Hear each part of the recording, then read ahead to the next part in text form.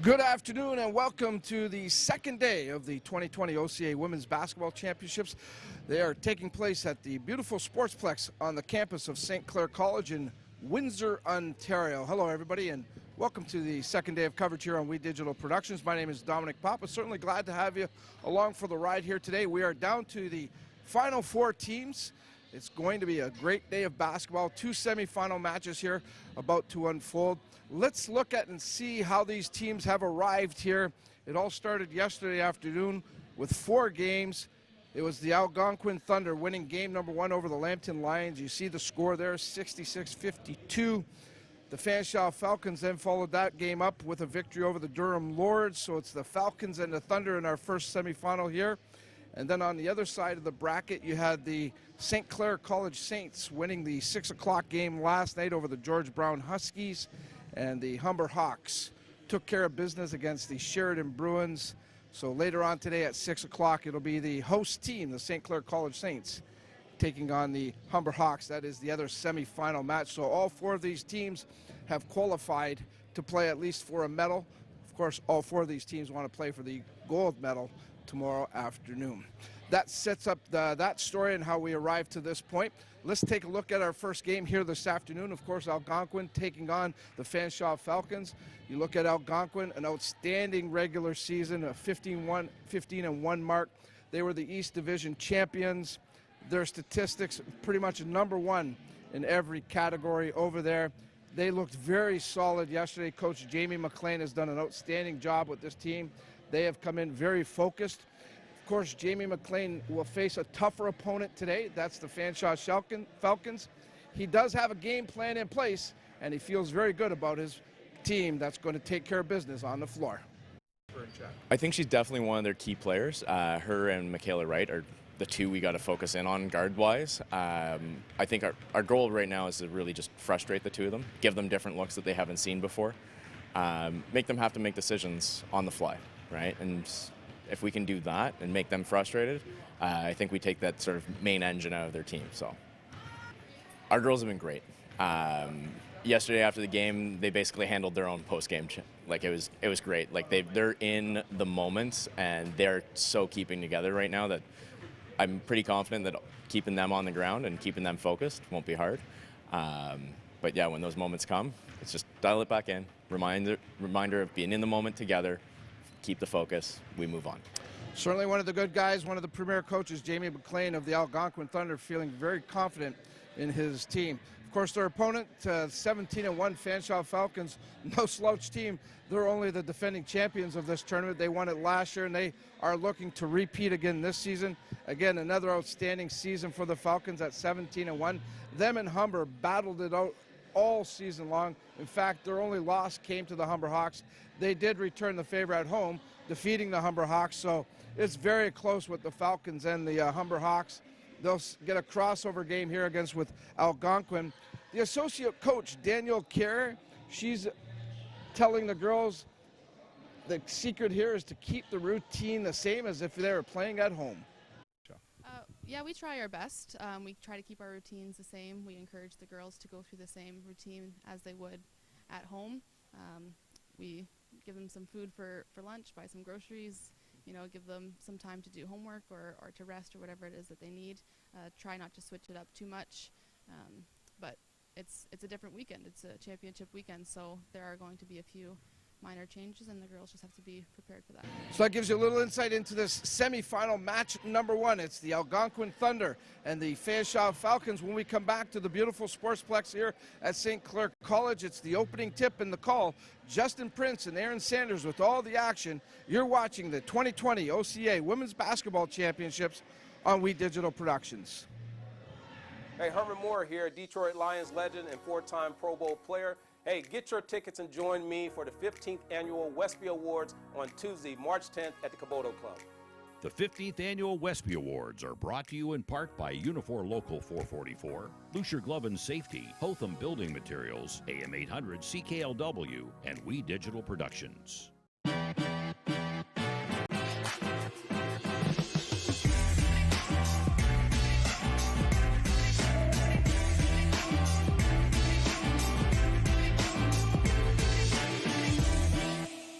Are you passionate about a particular sport? Would you like to combine it with your education?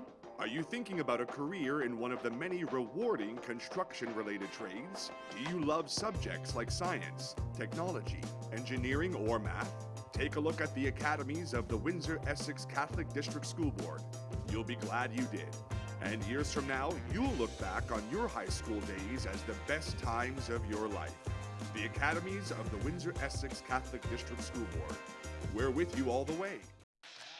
Along with JP Justin Prince, this is Aaron Sanders. We welcome you back to We Digital Productions coverage of the OCAA Championships. Day 2 and Game 1 here as the Algonquin Thunder is set to do battle against the Fanshawe Falcons. JP, we're talking about two good juggernauts here today. We're talking about two disciplined teams, Algonquin champions of the East, Fanshawe Falcons, cream of the crop of the West Division. Something has to give because there's only one spot available for the gold medal game between these two teams. This is going to be an entertaining matchup for multiple reasons. Multiple star players scattered amongst the starting lineups and on the bench. Two Coach of the Year candidates for the respective divisions. It's going to be a stellar match. And it's going to be a stellar starting lineup for both of these clubs. For the Thunder, Rita Sebo, Sierra Peck, Ariana Gagnon, Norn Abdullah, and Michaela Branker. Sebo won the game ball for their game yesterday against the Lambton Lions. For the Fanshawe Falcons, Jessica Jordan, Michaela Wright, Shuat Anju, Allison Cotton, and Natalie Warren rounds out the starting five for the Fanshawe Falcons. Both of these clubs only one loss in the regular season, but of course when it comes to the championships, those records don't matter. What matters the most is how do you fare in the championships. Both of these clubs gunning for gold. The winner of this will play for gold tomorrow afternoon. And remember, Fanshawe, the defending gold medalists, and Algonquin looking for their first medal since 2015-16 and the first gold since 2013-14. And one of the main consistent themes when it comes to these teams, offense. These are the #1 and 2 field goal percentage teams in the entire OCAA coming into this tournament. Also keep an eye, mind you, too, on the points per game allowed. Algonquin allowing 56.7 entering the tournament, Fanshawe 58.1. Yeah, that's right, and they put on a good outing yesterday. Algonquin beating Lambton to kick things off in the championship yesterday, and Fanshawe defeating Durham, which was a very interesting game there. They won that by the score of 79-70. They fended off Kendra Oliver, who's cleaned up house of the awards banquet, like I said yesterday. It was led by Shuat Anju with 21 points, two players with 13 points, and Michaela Wright and Natalie Warren. And there's Natalie Warren with the tip against Sierra Peck, and off we go in day 2 of the basketball championships. And Warren, out of the gun, scores the first basket for the Falcons. And it's very important that you get the first shot off just to create the momentum and the attitude of the game. Especially in this type of game, and what a player to go right to. Yesterday's player of the game for Fanshawe, Warren. Now Algonquin has the first tap of the ball. Peck kicks it outside. And as Branker fires a three, and it's short. Anju comes out of there with a rebound. Anju finding Wright. Fanshawe quickly taking control and trying to apply the press, force Algonquin to make mistakes. One of the main things we've seen from the Thunder in their first game yesterday, turnovers were a consistent key. There's Sebo outside Gagnon. Here's Branker, one of the leading scorers in the OCAA this year. And they find Abdullah right down to the post. They kick it outside, shot clock violation. And what do you have to say about that one? Well, we've seen from Algonquin what they want to do offensively is try and swing the ball on the outside, work the way to the high post, then set up a pass back outside of the perimeter for the three-point shot. They just didn't keep themselves aware of that shot clock. And Anju kisses it off the glass, and it's 6-0 Fanshawe. And throughout this tournament, we have seen teams go off on a nice scoring run to kick things off. And Noor Abdullah breaks the scoring run here as it's now 6-2 Fanshawe. Just kicking things off here in day 2 of the championships as Michaela Wright goes all the way with the left hand. And Fanshawe, a really stacked team when it comes to their scoring balance, and they're showing their defensive muscles here. Andrew with the steal, sends it over to Jordan. She misses it. It's out of bounds. And with that, with almost 2 minutes into the game, a barber's chair timeout called by the Algonquin Thunder. And that was coming with what we were seeing Fanshawe do with a strong amount of momentum to start off this ball game. And this was to be expected. You needed to have a quick start. And whoever's controlled these early starts in these types of games so far, even what we've seen in the quarterfinals for all the matchups, there was one consistent key. You start with momentum early, you're likely to win the ball game. And Algonquin knows this. They need to get momentum back because Fanshawe is forcing them to make mistakes already early. And some of the best defenders are stepping up and getting on the board, as well as the top players in the entire OCAA. And remember, Shad Andrew was the one who stole the ball and started that fast break for the last play for Fanshawe. So obviously something you have to consider if you're Jamie McLean and the Thunder, but you have to find some ways to get close to the basket as well. Yeah. Fanshawe fans made the trip.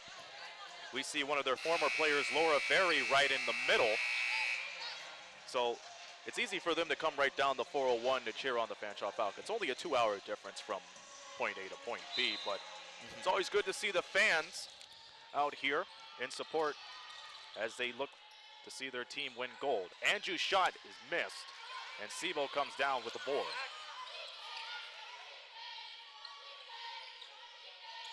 Inside, Peck.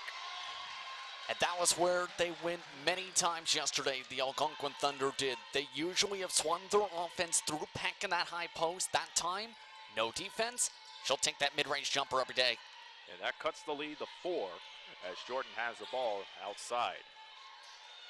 And now Lee Warren, 8 on the shot clock. Outside, Andrew for 3, and she misses it from the front.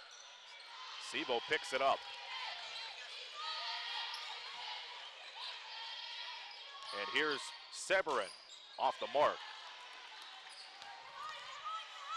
So you can see the Algonquin Thunder going outside, but haven't been able to connect for a 3. Warren up top and sends it right in. Michaela Wright scores it for 3, and an Algonquin player is down. I don't want to see this all night. She falls all night. There was apparently some contact down low, and you'll see this at the bottom of the replay. You see right down there contact between Warren and that member of the Algonquin Thunder just getting a bit tied up trying to battle in case that didn't drop. It was Warren and Peck at the 3-point line. Did you actually see the contact? And that is a foul on Fanshawe. But nonetheless, it's 11-4 for the Falcons. And they throw the ball away right into our direction. Yeah, that press is absolutely causing chaos here, and it seems Algonquin is just pressing right now, so to speak, in terms of trying to rush it up the floor. The offensive foul on Shad Andrew. And trying to get a bit of a push off, it looked like almost. If not, was nearly shuffling the feet that time. So another break for the Thunder, and there's that arm right there, Jake. Yeah, pretty clear cut in terms of the contact with Sebo. And the ball is almost taken away. Algonquin retains possession. Breaker on the drive, in from the right, puts it up the right hand, gets denied. They'll stay with the Thunder with 6:34 remaining in the first. You have to admire Algonquin's ability to cut right into the basket, but what's the point if you have a double team coming up right at you? Absolutely. A little bit of discussion between Bill Carrier and the officials. I think it's about the distance from where he's at compared to where the inbound's going on. They want him to move back a little bit to give the inbounder space, I think. That brings up the coach's box in the OCAA. Meanwhile, Algonquin gets a sub in, and Sebo gets the inbounds pass. Peck loses control, and the ball goes the other way. And Michaela Rankin checks back in. Yeah, this is strong defense, Aaron, so far for Fanshawe. They aren't allowing anything to go inside from Algonquin. They're changing things up, it seems, going instead of outside shooting to try and break into the perimeter, be more aggressive. It's just not working so far. Fanshawe defending their OCAA championship for the second year in a row. Shuad Andrew almost got the ball taken away, goes for the teardrop. It's off the mark. Warren goes up with the rebound. Right, fires it from downtown. Put her there. This offense is just blistering from Fanshawe. This is the best start we've seen from a road-designated team in this tournament so far, Aaron. It's mainly the home team that's been taking care of business in this first 4 games. That shot's no good for Abdallah. Back come the Falcons. And Andrew holds onto the dribble, taps it to Michaela Wright. Andrew gets the ball back. Wright, up and no good. And this is Michaela Branca with the ball. Passes the timeline. Jody Giris. Branca with a quick pass inside. 3 on the way, yes. Rita Sebo from downtown as she's on the board. And remember, Sebo was one of the main reasons the Thunder came away with the W yesterday. Had that strong double-double, great positioning on rebounds, and great outside shooting from her.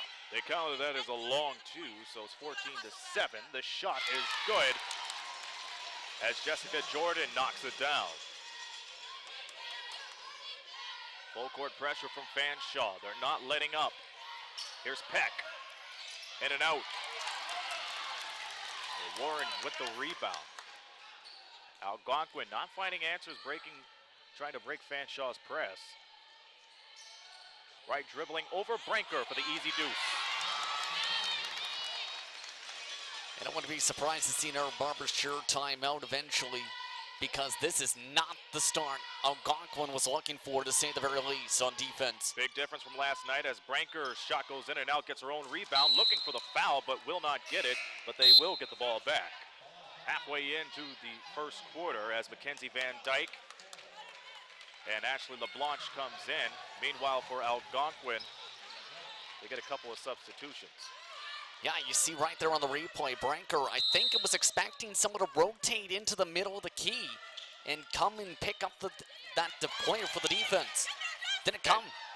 Jordan takes it away, and Andrew, she has running room. She puts it up, and it's good.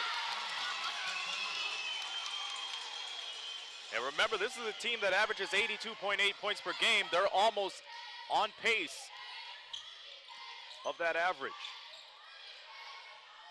Jody Giris. It's no good. Meanwhile, Sylvie Strong checks back into the game for Algonquin. Yeah, this is just, again, up at a pretty start offensively for Algonquin. They're not getting good positioning on the inside. And this is a team that, from what we've seen, prefers to take a lot of threes. Jessica Cameron set to check in, but the 3 goes for Sylvie Strong. And again, as we have seen many a times, a lot of people would assume that's a 3, but the foot was on the line. Ball's taken away, but not before a foul is called. Yeah, we'll have to see this here, as again, it looked like just before the potential backcourt. And we see the tail end of that foul. Michaela Wright and Jessica Cameron checks in. And I believe a technical may have been inserted here.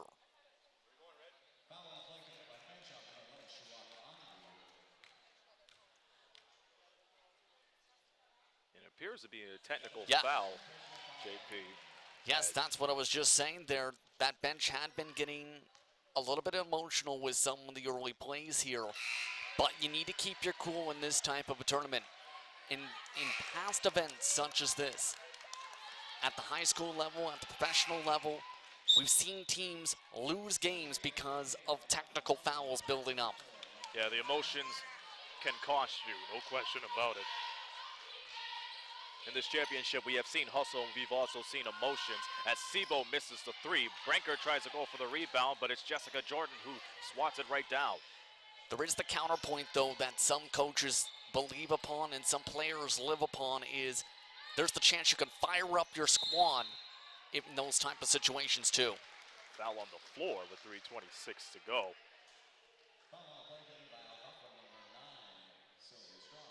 And that's Sylvie Strong with the foul.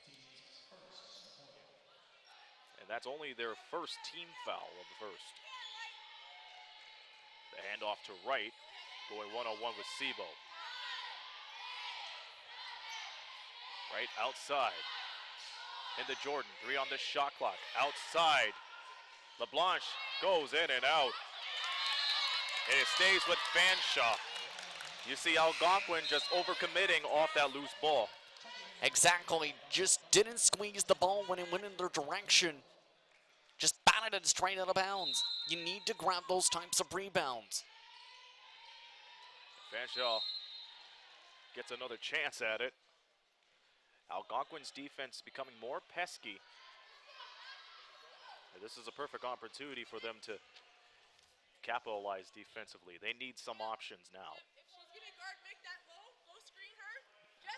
3:08 remaining.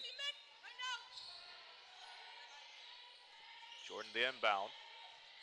Cameron finding Wright at the top. 7 on the shot clock. She heaves it away and it goes off.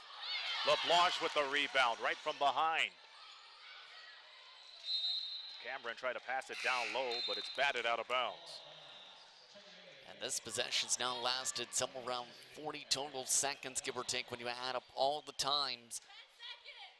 But again, this is allowing more second and third chance opportunities for Fanshawe to get some better looks. This will be their 3rd possession in that time as LeBlanche gets it and sends it right over to Jordan, the inbounder. Jordan with the sky hook, off the mark. And Branker passes the timeline. Good pick from Peck. Gagnon. There's Sebo. Under 3 minutes to go here in the first quarter. Branker pops up. It's no good. Jordan with the rebound.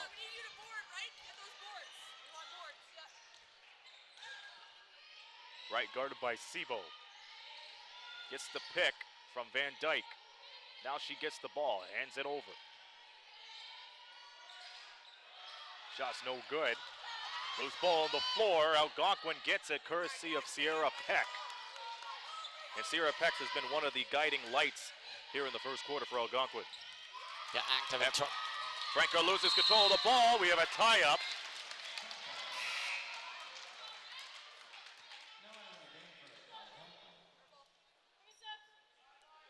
Meanwhile, Fanshawe brings back Natalie Warren, and Taylor Hill comes in for the first time today. Yeah, some great hustle we're seeing so far in this game. And you need to show that type of hustle. Don't allow the ball to be just quickly poked away. Force the possession arrow to decide that kind of situation. And we've seen plenty of times the possession arrow making a huge difference in the first day of the tournament. Here's Branker outside, off the side. Rebound, Peck puts it up, but she's off to the line to shoot 2. Good position to pick up the rebound. And for Fanshawe, it was either allow the chance for an easy 2 points for the putback or force the contact. They went with the latter option. You see there the overcommit on the defense. And quickly, immediately taking the foul, trying to not allow any chance for a layup attempt. Thunder is 68.9% from the free throw line. That's 3rd in the OCAA as Peck knocks down the second free throw. Averages 11 points per game and shoots 71% from the charity stripe. It's a 6-point lead for Fanshawe as LeBlanche slows things down to the corner. Inside to Warren. Warren finding Cameron, and his swat is taken away, but it'll stay with Fanshawe. A good play on the defense. Fanshawe was trying to almost keep the ball behind themselves, trying on that drive. And this is what you need to do when you're down at this point. It's a long game. Just grind it out, close the gap slowly but surely. Meanwhile, Jody Jiris comes back into the game for the Thunder, and they have possession again. They move the ball around the perimeter. Branker will fire it for 3. It hits off the top. Second chance for the Thunder. And it's another jump ball. The Falcons get the ball back with 1:21 left.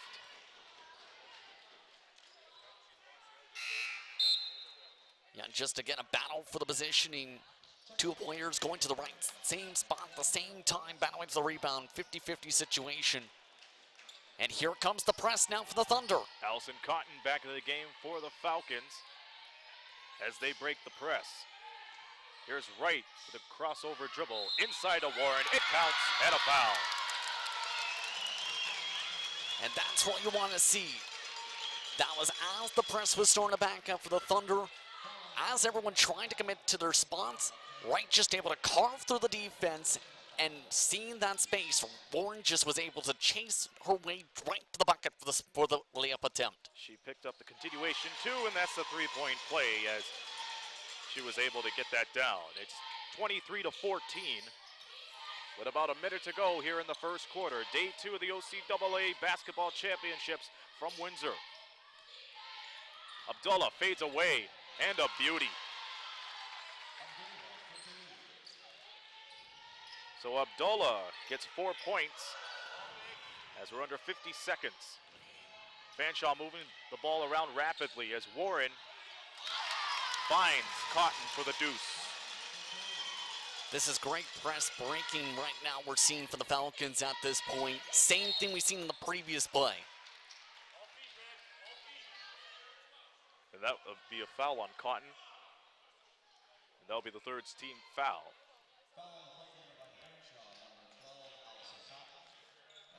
And that puts them in the bonus, actually, Aaron, with the 15 foul. But you have to remember the technical also has been a factor in that amount as well.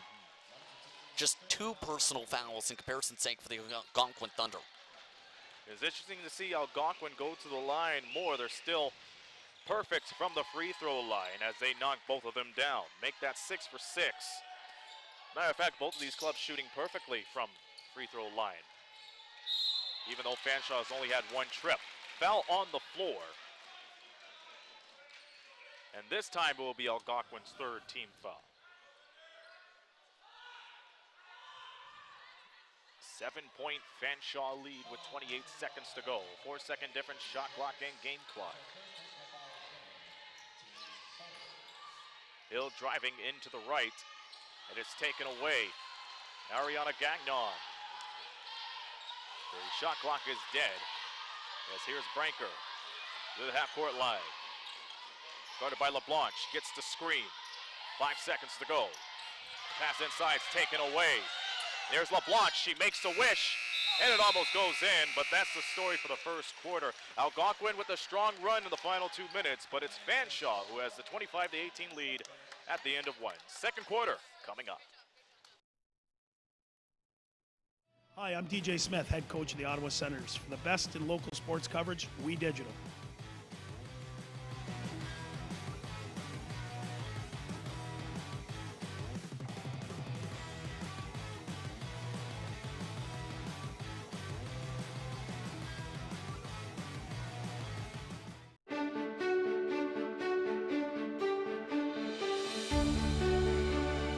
Here, it's about you. Your passion, your skills, stepping up to the challenge. It's here where we rise above, soar to our full potential, and where we become work ready. St. Clair College, it's time to take flight. Rise above the ordinary.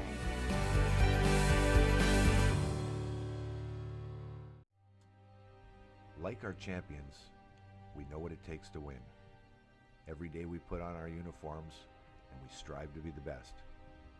Ring after ring, we keep practicing until it becomes second nature. Our craftsmen have put in thousands of hours to master their trade. And when things get tough, we make the adjustments needed to stay on top.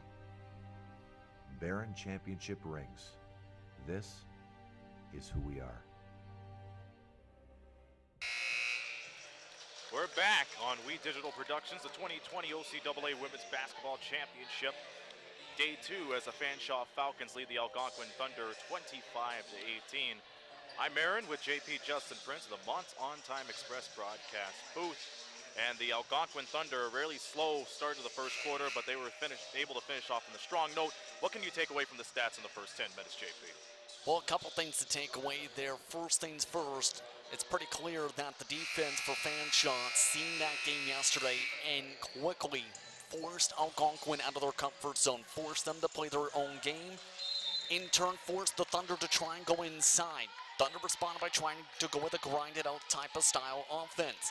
Another thing to note though, the Thunder defense needs to work on their interior D because 14 of Fanshawe's 25 points were scored in the paint. Algonquin just 4 inside the paint. That's right, and It doesn't help when you have somebody like Michaela Wright going right inside of the basket. She has 12 points right now, 5 of 7 shooting. And 2 triples, too. As we take another look at the previous play. Yeah, and you can see right there, Cotton quickly reaching into the Brent basket. We're quickly the first team foul of the quarter. Second quarter underway. Algonquin trying to bounce back after being down by as much as 13. But that ball goes out of bounds, and Fanshawe has another chance at it. Too much power on that pass attempt, and I think it was in part because of the defensive pressure, having the person to your right, forcing you to basically panic in case there's a reach in for a lower trajectory pass. Fanshawe did a good job forcing them to pass it to the corner, one of the toughest spots on the court. Warren, up and it's short. Sebo comes down to the board. Sebo brings it up court, gets the fake and puts it in for Abdallah. That fake absolutely helped that entire play because all the defense started collapsing on Sebo. That left Abdallah wide open. Cotton with the space and the bucket.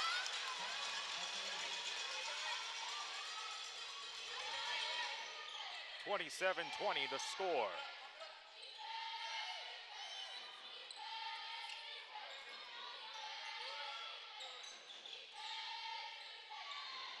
They work around the perimeter as Peck fires it away. It's off the mark.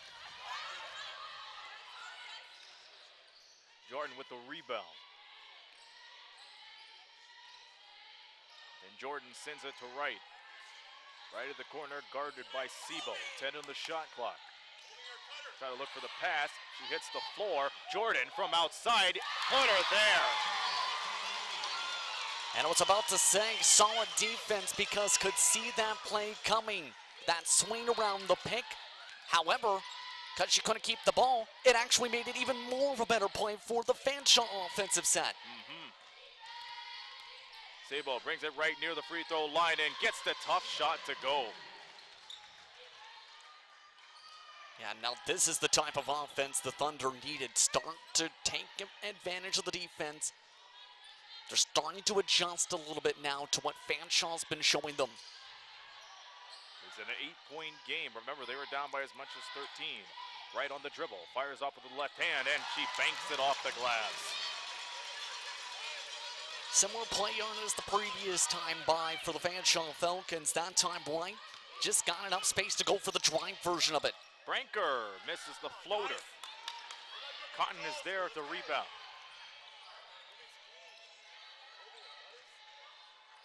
Here's Jordan. Yes. Just taking advantage of there being no defense again in that point. Looked like 2 of the defenders for the Thunder just got confused on who they were matched up to. That zone left them open. That was Michaela Wright. She has 17 for the afternoon. Seba fires it from outside, hits the front. Warren rebounds.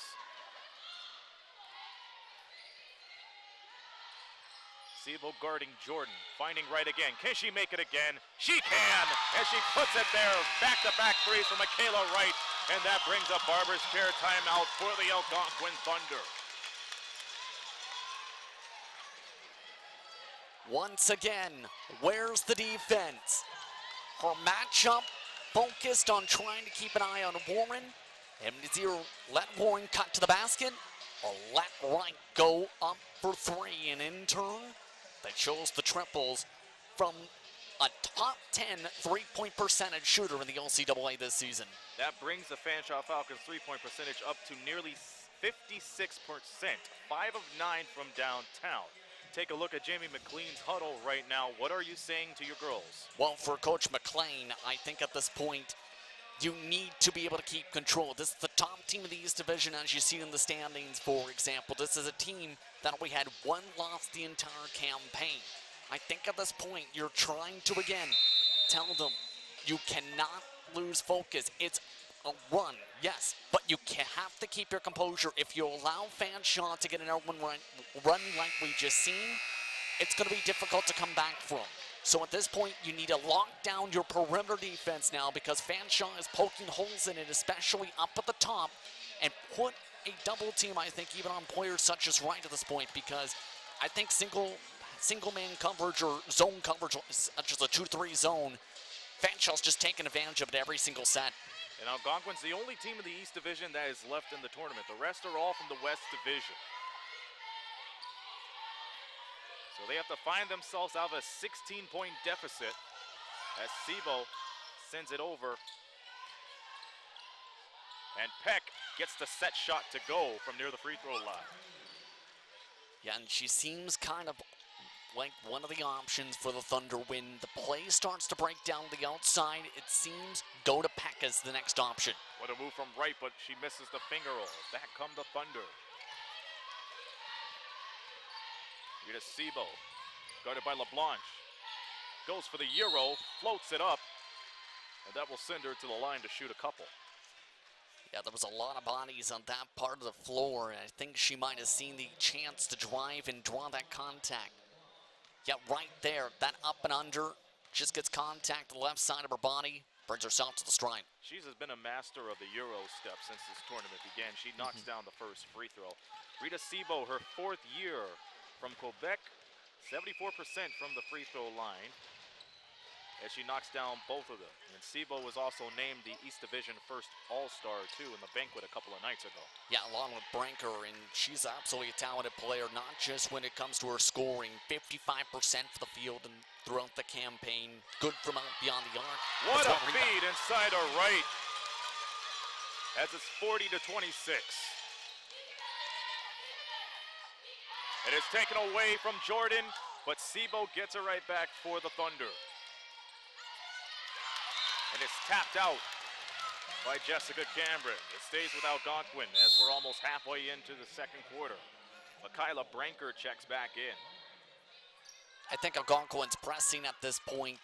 They're having moments where it seems like they're panicking now on offense because of the deficit. You can't panic. Sebo gets denied by Van Dyke, and they call a foul on that. We're going to have to check the replay to see what transpired there, because from our view, it looked like a very clean block. You have to see right here, because you see Conan, one of the officials has the viewpoint, might have maybe got the side glance of the arm, but was close. But it works out in Sebo's advantage because she knocked down the first free throw. This is a player that scored more than 20 points in 5 games. First in three-point percentage, 9th in total assists. And she's able to knock down those free throws. It's a 12-point game once again. Here's Jessica Jordan trying to dribble off Branker. She does, sends it to McDyke. She fires it away, hits off the side.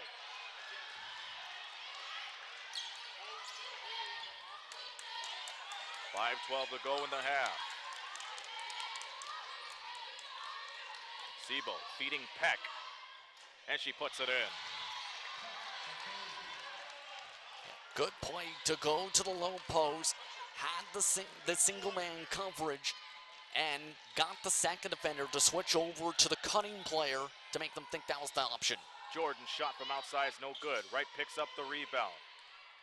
It's Cameron's turn, but gives it to Van Dyke. Almost connects. Good offensive set, just rushed on the jump shot in open space. Brianna Thompson with the rebound. Here's Branker again, trying to feed Thompson, but that goes out of bounds. Fanshawe ball as Natalie Warren is set to check back in.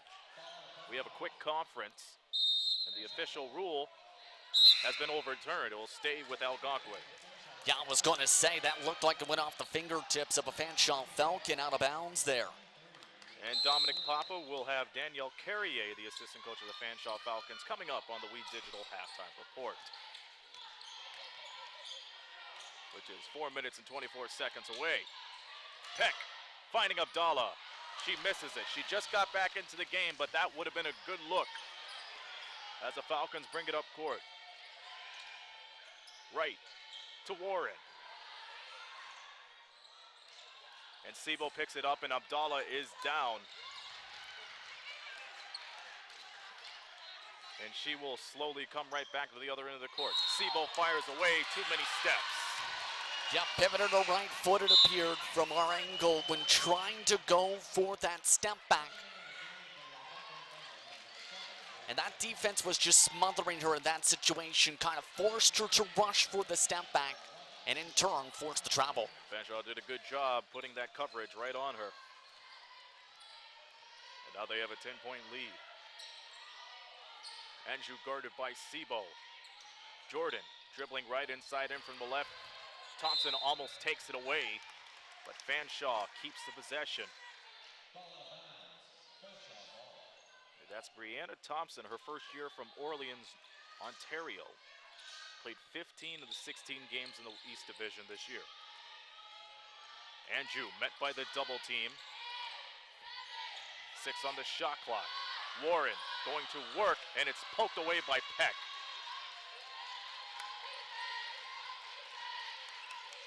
Algonquin could cut this deficit to single digits. Peck bats away the ball and draws the foul on Jessica Cameron. Yeah, it looked like Peck didn't have the best of handling there of the ball after the pass, and you see right there, she's seen a chance to rip it away instead, trying to rip at the arm instead of the basketball. Next foul will put Fanshawe over the limit. And Algonquin, no team fouls in the second quarter. Sebo thought about the shot, but sends it over. Peck can control the ball. She saves it, however, and it goes through Thompson's legs. Warren picks it up. 3 minutes until halftime. Right with the Euro step and all, and banks it in. Yeah, part of the reason why they don't have any fouls, Algonquin, when it comes to their side of the ball, they aren't trying to get close to defenders. And Sebo with the Euro in the feed to Brianna Thompson. Yeah, that time they got separation on the offensive end, but you see the separation on defense. Compare that to Fanshawe. Fanshawe's not allowing them any space to work. The Thunder are trying to force them to throw the ball away to them by being in the right positioning.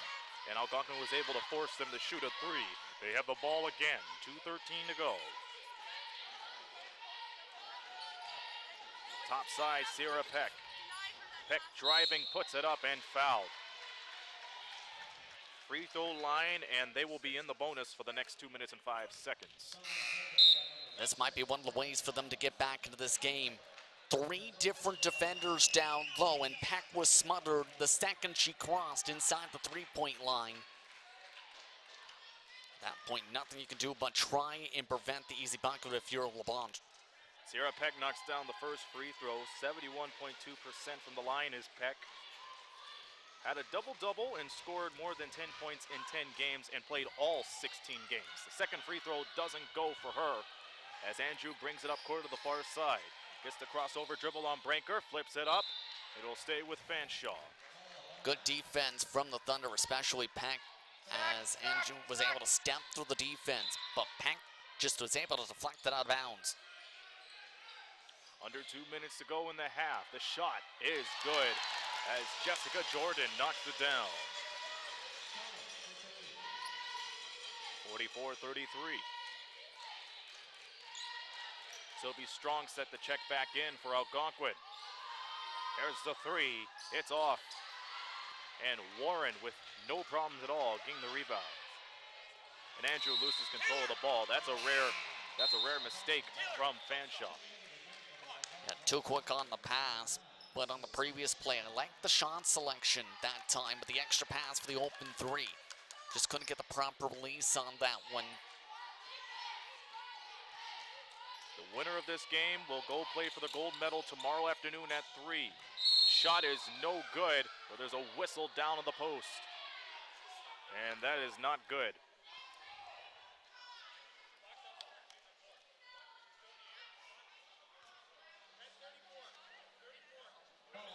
And that's Sierra Peck, who is right down for the ball. And this is why you can see right there on the drive. Yeah, and there it is right there. Oh boy. She landed on Warren's foot.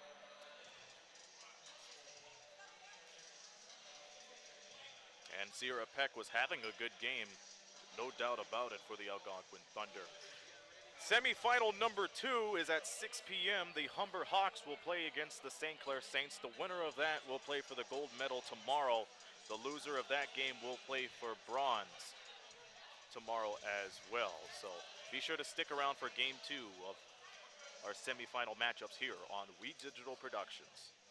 Yeah, in regards to that game, it should be an absolutely competitive one, but it's going to be a tough one, especially for St. Clair, because we've seen how much depth there is on the Humber Hawks when it comes to their offense. Multiple players in double-digit points in their quarterfinals matchup, and multiple players who can go off at any time. Once again at halftime, Danielle Carrier, the assistant coach of the Fanshawe Falcons, will join Dominic Papa for the We Digital halftime report. They get back to the second matchup this afternoon, JP. The Humber Hawks won the regular season series 2 games to nothing. And the last time they were here was a few weeks ago, pretty close, as St. Clair lost by 7. Sierra Peck is able to get right back up. You have to imagine she'll take a couple of moments off the court to tend to the lower body injury. Halftime is coming up, however. In regards to Peck, a strong game overall. Either way, 11 points, 3 rebounds, 3 assists on the stat line. She's been a crucial part of the offense in the high post because a lot of the offense runs through her. It's either many times we've seen a pass back outside to set up an outside shot or a cut back inside from that respective player, or her going for a jump shot a few steps inside the arc or trying to spin in the low post. She's a big part of this offense as we've seen so far for the Thunder throughout this tournament. So the Algonquin Thunder is going to the line as Ariel Gagnon will shoot the free throws for Sierra Peck, and she shoots 50% from the free throw line. She knocks down the first. And Gagnon's has a very impressive season. This is her second year from Timmins. Started 1 game, played a total of 14, and the second free throw is no good. Anjou cross courts to Jordan.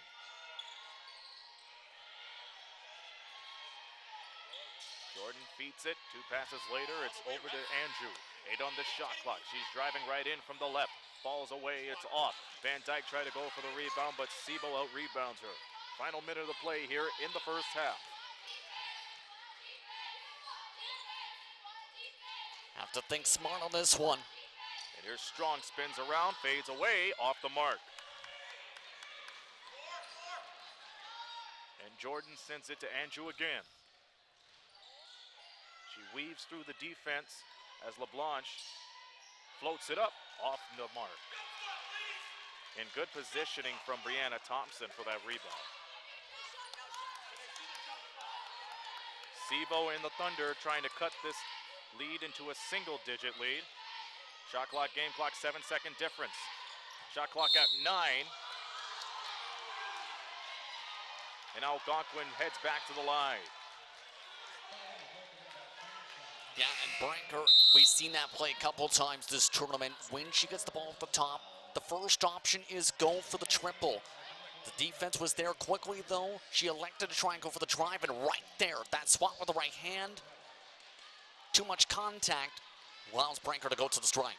That was from Taylor Hill. She picks up her first foul of the afternoon, and Branker knocks down the first free throw. Branker had a season-high 32 points against Georgian back in November. She knocks down both free throws, and it's now 44-36. 9 seconds.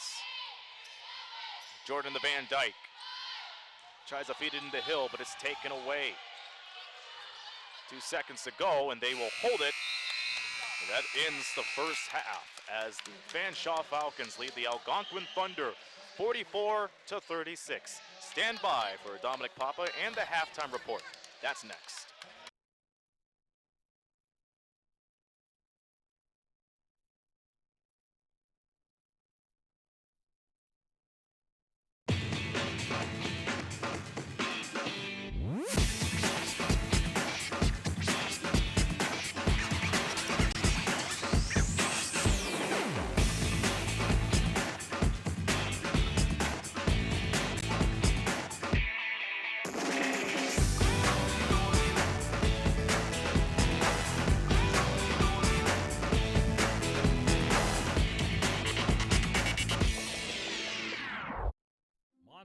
Express has all of your delivery needs covered with a fleet of 50 vehicles, including cargo and sprinter vans, along with 24-foot straight trucks. It doesn't matter if the freight is big or small. Mont's On Time Express can guarantee safe and prompt delivery service throughout Canada and the United States.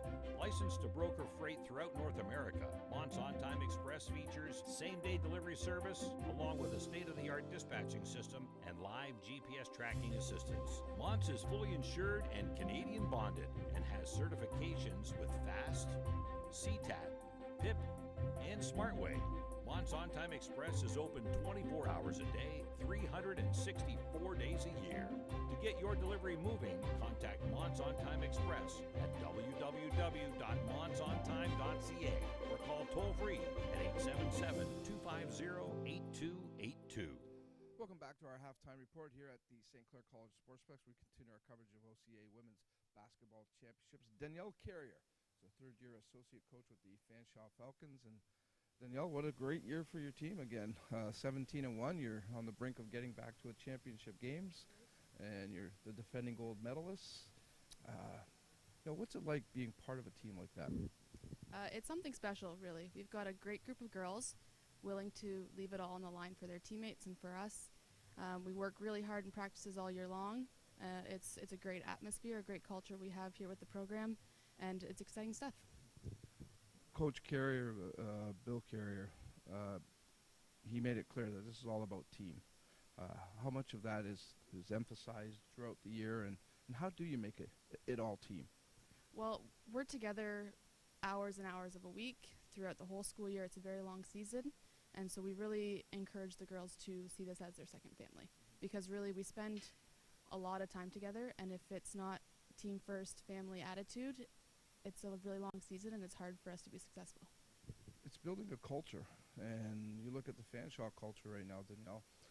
3 medals in the last 3 years, a couple of bronze and the gold last year. Is there a certain player that you look for in your recruiting process? We're obviously looking for talent, but again, we want someone who will fit our culture, and if that person maybe isn't the most talented but has great attitude, really willing to work hard for their teammates, we look for that as well. We're a very defensive-oriented team, so a player that works hard on defense and is willing to sacrifice their body for the team, that's someone that we keep our eye on. So how do you teach a culture like that? Like, when does it start? You get them into the Fanshawe atmosphere there, and how do you go about teaching that? I think a lot of team-building activities, we get on our players if we see any little bit of negative attitude towards their teammates. We host a lot of events. The coaching staff we're all family, and we like to host family dinners and team dinners and stuff like that, so we make sure that it's more than just basketball. The players, chemistry is a huge part of success for any team in any sport. Same thing in basketball. How does the chemistry kick in once you get all the family, teachings down pat? Then there has to be the chemistry off and on the court. Yeah, absolutely. Again, it's a long season, and we try to mix up our lineups and who's playing with who during practice, and we just try to get all of our girls comfortable with each other, and hopefully things work out for the best.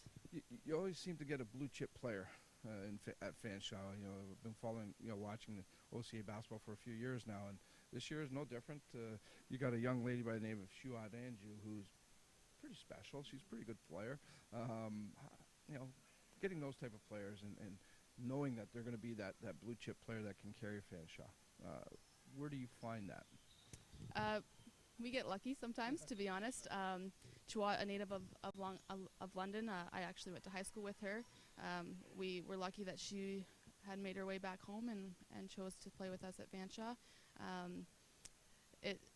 With our culture and our program, I think having the success that we have in the past, it kind of draws those players in a little bit more.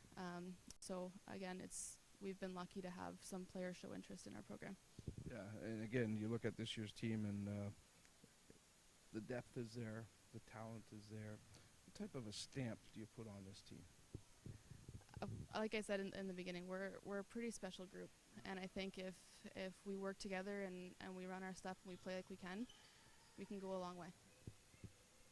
We're at the end of this tournament here. You're knocking on the door again. What is key when you get to this point? You experienced it last year. You went through it all. Won a gold medal. Obviously, you take those memories and that learning process. Is it the same? Do you bring that same type of mentality this year? Absolutely. We know there's a lot of talented teams here this weekend, so we can't take any team lightly. Coaches work hard to prepare film and scouts for our next game moving forward. The girls work hard to prepare themselves mentally, and we come every day ready to play. How important is it? I mean, you're in a different gym. I mean, Fanshawe is home, and I'm sure you have your daily routines there, your total comfort level. You have to come to another gym now, set up shop here. I'm guessing, just covering sports for a long time, a lot of teams try to bring the home back here to where they're at. Is that the case here with Fanshawe? Yeah, we try our best. We try to keep our routines the same. We encourage the girls to go through the same routine as they would at home. We give them some food for lunch, buy some groceries, give them some time to do homework or to rest or whatever it is that they need. Try not to switch it up too much. But it's a different weekend. It's a championship weekend, so there are going to be a few minor changes, and the girls just have to be prepared for that. Of course, you played a few years ago now. It goes by fast. But do you ever get the urge to want to play some of these girls one-on-one?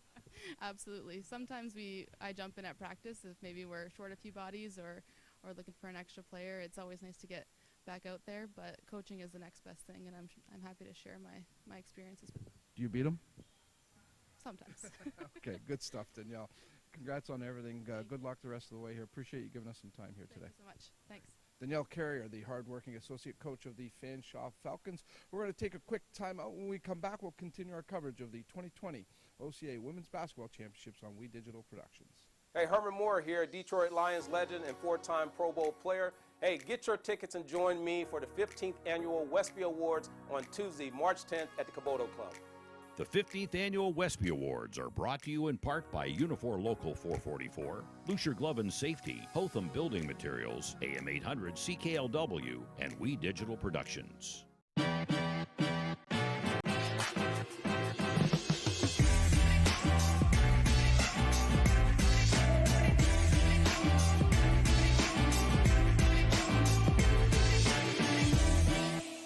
Are you passionate about a particular sport? Would you like to combine it with your education?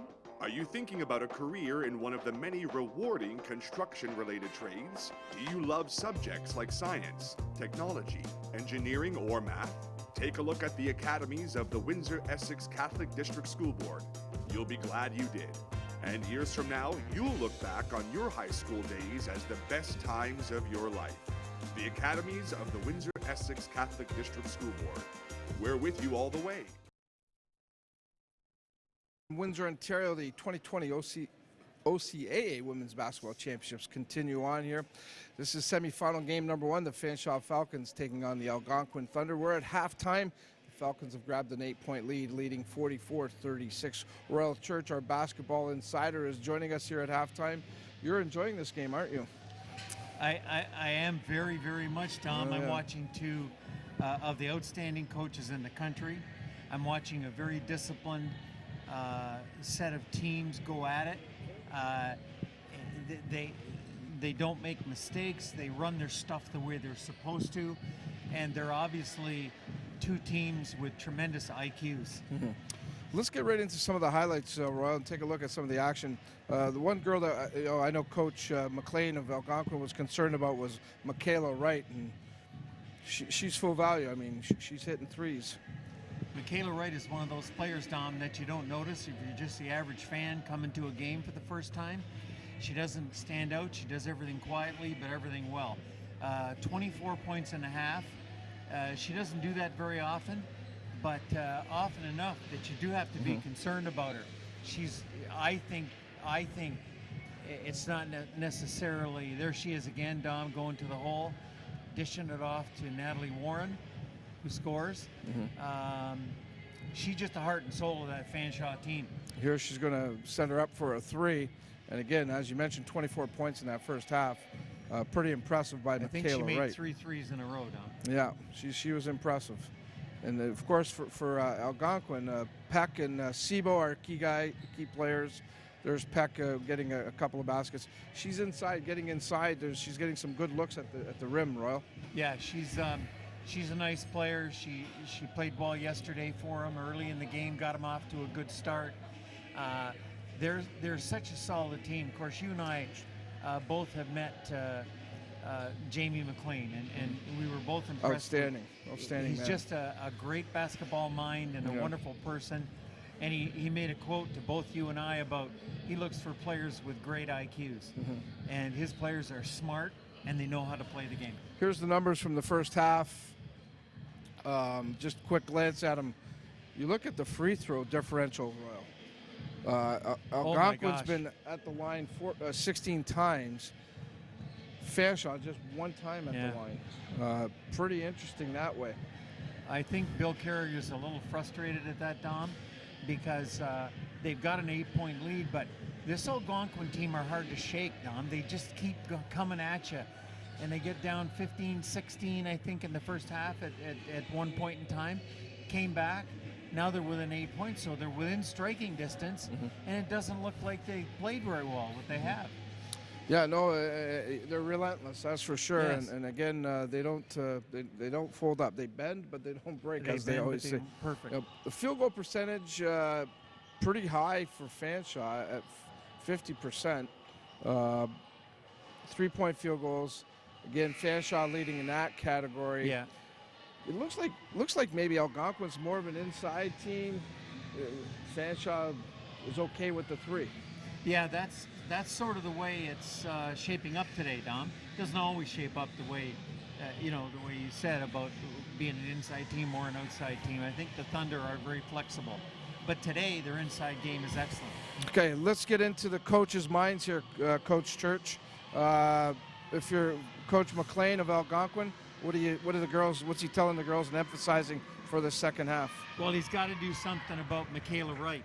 He's got to guard her a little closer on the perimeter and make her take the ball to the basket and contend with Algonquin's bigger players. Okay. He's got to stop her. He's got to be aware that Chouad Anjou could break loose anytime. She's been Natalie quiet. Warren. Okay. So he's got some things to be concerned about. And quickly, Bill Carrier, you got to be happy with the lead at the half, but still some concern, I'm sure. Well, I'm sure Bill feels like, wow, they played one of the best first halves of the entire season, Dom, and they played well. I've seen them play a lot, and so have you. And they're only up 8 points at the half, so they've allowed Algonquin to be within striking distance, and Fanshawe's played really, really well. So what's that tell you about Algonquin? They're a pretty good team. Yeah, so Bill's got to get his kids to turn it up a notch. Okay. Good stuff, Royal. We'll check in with you again Thanks, in Tom. the other semi. That's our basketball pro, Royal Church. When we come back to the Sportsplex, the call of the second half, this is the 2020 OCAA Women's Basketball Championships on We Digital Productions.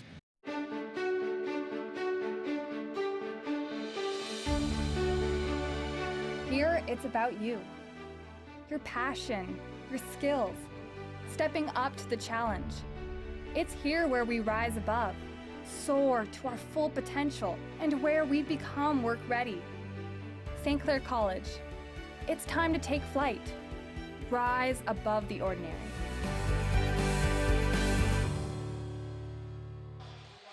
It's time for the third quarter. The Fanshawe Falcons lead the Algonquin Thunder 44-36. Welcome back to the Monts On Time Express broadcast booth. I'm Aaron Sanders with JP Justin Prince. And game one of day 2 of the OCAA Women's Basketball Championship. Let's quickly take a look at some of the stats that stood out to your mind, JP. The Algonquin with a strong run to end the second quarter, but Fanshawe still has the 8-point lead. So let's talk about that second quarter real quick. Well, that second quarter was really good for Algonquin, but as it was talked about by Royal, it's been a very good game on both ends of the floor for Fanshawe. The thing is, the Falcons need to turn it up a notch, as well as find a way to get themselves to the free throw line, I think, to be able to pull away. It's hard to get yourself an advantage when you allow 16 free throw attempts and only take one for yourself. So I wouldn't be surprised to see them try and draw more fouls. The steal by Gagnon. And Branker brings it up. Sebo with a fake, driving over Jordan, and feeds it to Peck. and she misses it. Keep in mind, Sierra Peck rolled her ankle in the stages of the second quarter, and now she was able to come right back in. Quick tie up, it will stay with Algonquin. And we saw early on, before we came back on the air, Sierra Peck testing out her ankle down to the far side of the bench. Yeah, jumping on that ankle, making sure it would be able to handle being able to be back on the floor. She played all but 1 minute overall in that first half. Sebo inside the drive, and she draws the foul. It appears to be on Michaela Wright. To get back to the importance of Peck here, as you see the reason of the foul here, just that late reach in to be able to not allow the easy layup that time from Wright. It was all but 3 minutes overall that were played yesterday, we've seen from Peck. Overall, just missing 4 total minutes this entire tournament so far. That should say a lot in how important she is in terms of this offensive system for Coach McLean. Peck averages 11 points per game. Sebo knocks down both free throws. And it's a 6-point Fanshawe lead.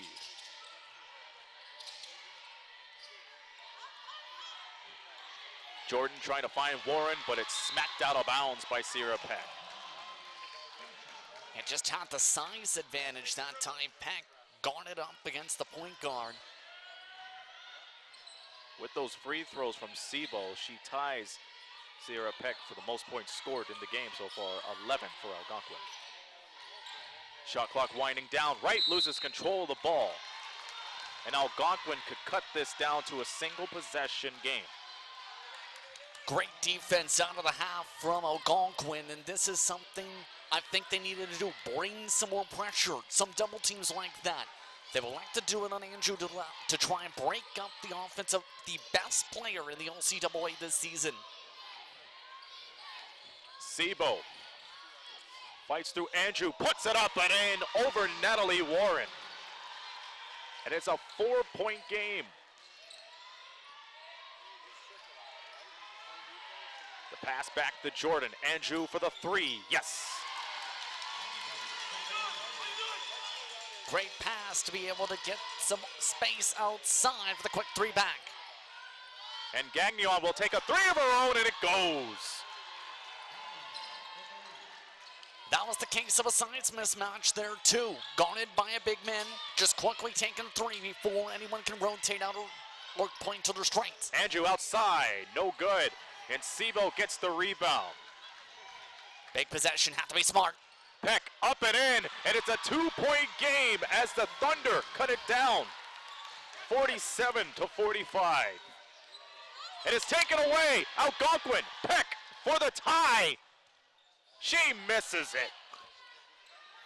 Too much defense coming from behind, forced her to hurry and rush that shot. Wright fires it, misses it. Branker down with the rebound. Sebo at the corner, same with Gagnon. Peck. Sebo for the tie, but outside. Gagnon for the lead. Got it! Smart pass, smart play. What a way to get the defense to overcommit to the paint. This is Algonquin's first lead in the game. Jordan to Warren and gets smacked. There's a foul on the play. Yeah, and there's been pressing matters here. You see right there, that defense coming from Jordan. She tried to help with the paint. That leaves Gagnon wide open from beyond the arc. And as seen in the quarterfinals, when you leave her open, she'll take a lot of attempts from 3. Gagnon is 2 of 4 from downtown. She has a total of 7 points. The foul on the previous play, Fanshawe ball. That was on Rita Sebo. Andrew gets denied by Sebo. And back come the Thunder.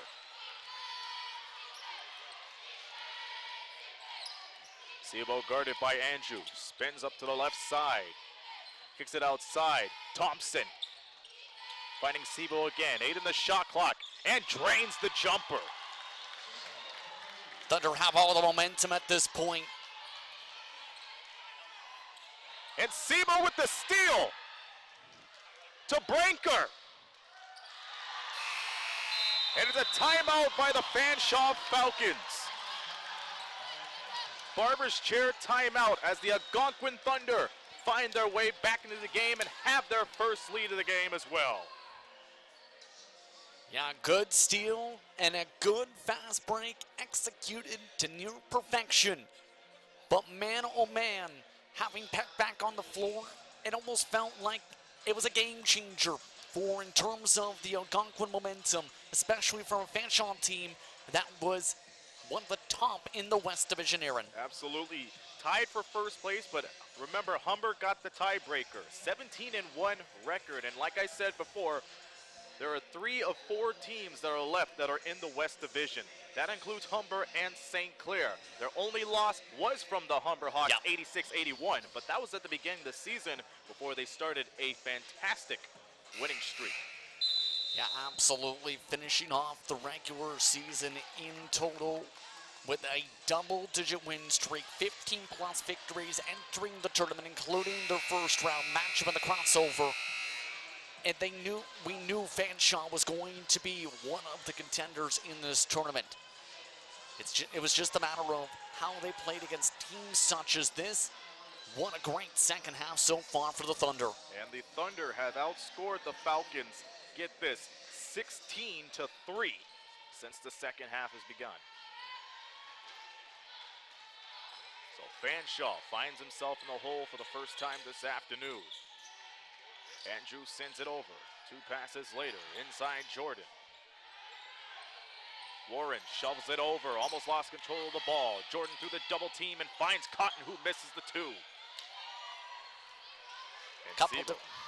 Couple different plays where that could have been broken up there by the Thunder. Need to be smarter on the passes.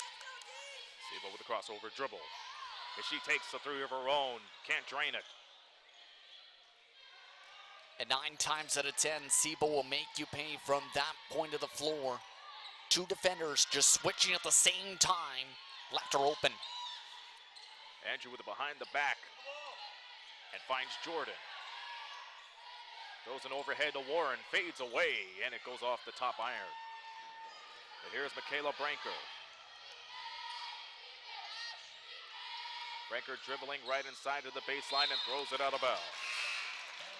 Got too many hands at the same time. That part of the floor just blocked the visual to see. And remember, Andrew is one player we're expecting to be a key part of Fanshawe for a lot of reasons, including being the player of the year for the entire OCAA. And as well as the West Division, a National All-Canadian, and the West Division First All-Star as well. So she was one of the few players that cleaned up house at the athletics banquet Thursday night.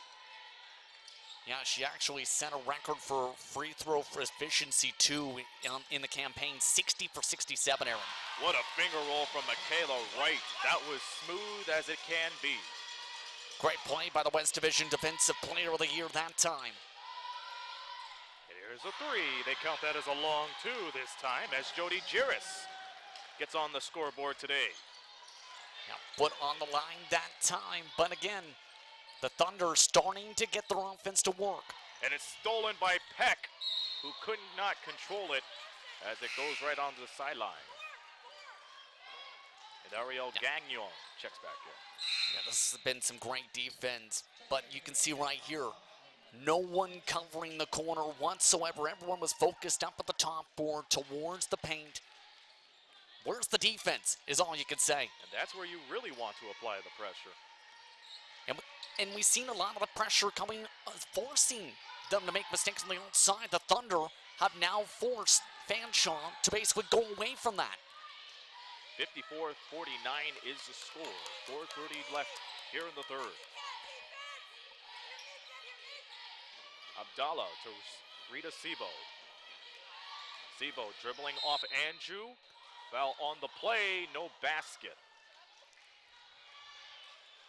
And the fouls just keep piling up for Fanshawe. You have to start worrying about players being in foul trouble. See right there, I think it's in part because that arm you've seen go behind her neck almost. That was the initial reason they might have blown the whistle there. So Gagnon will inbound it from the sideline. 4:22 left here in the third. Peck, it is taken away by Wright. She has running room, and she'll take it all the way. Well, you can read that one like a coloring book, so to speak. You can see it was going right back to the top. They've done that a few times. Abdallah puts it up and in.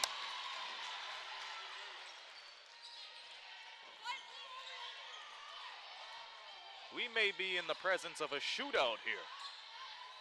Yeah, absolutely. Now both teams going back and forth with defensive plays. The steal by Sibo. Goes for the Euro step, but she travels. That has to be the second time she's done that in the game. Yeah, second time where she's been smothered and tries to separate herself for the move. But you can see here on the replay, great awareness to see that pass coming. Came from the middle of the floor all the way up to the top of the arc. But you see just that step before she tries to draw that contact is the reason for the travel. And you know, the moment you get in front of your opponent, that opens up a whole lot of opportunities, especially on the defensive end. Well, you need to have the awareness, though, as mentioned, though, to know those types of passes are coming, to be able to anticipate the passing lanes, jump on those passing lanes. Right, triangle pass to Anjou, finding Van Dyke. And Van Dyke has cut this lead to 3. Great passing from Fanshawe, even with some of their turnovers. Franker, tough shot, and she gets it to go. Whoa, my.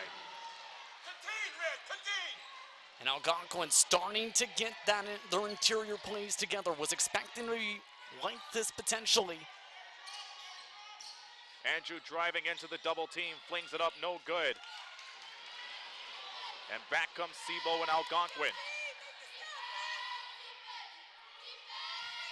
Gagnon for a 3.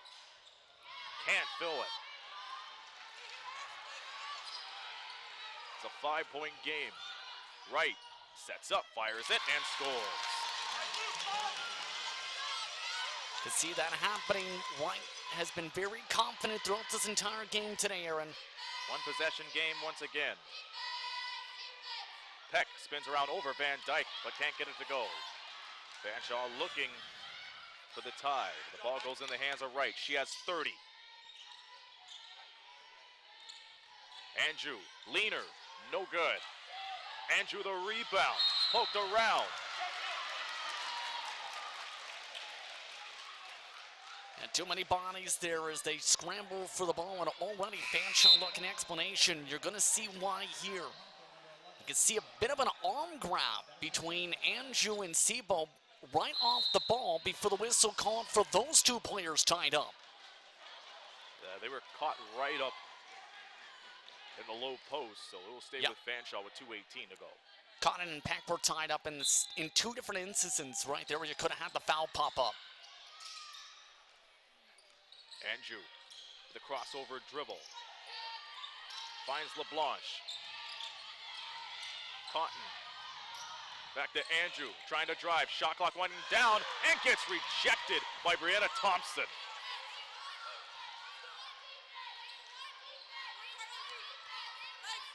Sibo. Inside. Thompson. Can't fill it. So the ball will stay with the Thunder with under 2 minutes to go. Meanwhile, Legacy Blackbird checks in. Take a look at the last play. She drove straight into the block. They were expecting that to come. And if she was able to see, she had someone open to her right for an open jumper. The ball will stay with Algonquin, but good hustle from Fanshawe right down the basket. Yeah, they're not allowing anything to go in their inbounds plays. Franker outside, and she misses it. Good hustle from Jody Giris, but they'll turn the ball over. Still a crucial situation to try and control momentum in these next couple minutes here, Aaron. Fanshawe looking for the tie. They're only down 3. Instead, Wright will bring it in herself, and she draws the foul. This is something that we've been talking about since the start of this tournament. One way to get back into the game is go to the line. Yeah, Wright seen that opportunity, I think, potentially there with a lot of bodies, drawn the contact, and now the 73% shooter gets to add to what has been one of her best games, if not the best game this season. 31 points, Aaron. Had scored 20-plus points 4 times in the season. And she's perfect from the free throw line today, 2 of 2. 6 double-doubles. That says a whole lot, honestly. Yeah, she's a strong rebounder as well, and we've seen she's been good at forcing steals. Branker through the double team. Sebo locates the double team. Jarris misses a shot. The putback, very short. The reverse is no good, but Thompson is set to go to the line. Yeah, again, the defense is forcing a lot of these panic shots there. That first option was really good. It broke through the double, but as you see there, too much defense forces the first block. You need to get the rebound, though. Actually knocks out the mouthpiece of the Algonquin Thunder player on the 3rd attempt. And Bill Carrier thought that was a clean block, but when you get contact with something like, say, for a mouth guard, that's going to draw a lot of attention. Meanwhile, Brianna Thompson's at the line, 48.5% from the field, from the free throw line. She misses the first. Scored a career-high 11 points against St. Lawrence on February 21st. She splits the pair of free throws as Thompson has 3 points for the afternoon. They're up 2 with a minute to go here in the 3rd quarter.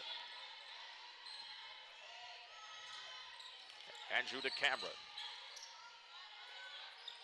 Keep it on the top. Warren gets the back cut from LeBlanche, and she puts it in. A lot of good movement to have themselves keep on rotating to the preferable matchup up on the top. Sebo finding Branker.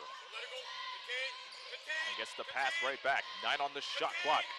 And here's Jarris outside. It's no good. And Warren gets the ball. Andrew. Warren. And the ball gets poked away. Good defense from Algonquin. Sebo brings the ball right back up. Shot clock dead. Game clock 8. Down to 5. And kickball is called. And that's gonna give them a chance to reset the play here, but you have to be smart in the shot selection. This next shot can definitely affect how these teams approach the start of the 4th. Strong to Sebo, fires it away. It rims in and out, and that's it for the 3rd quarter. 10 more minutes of basketball to go, and I guarantee you it's going to be a good 4th quarter. At the end of 3, Algonquin and Fanshawe tied at 59. We'll be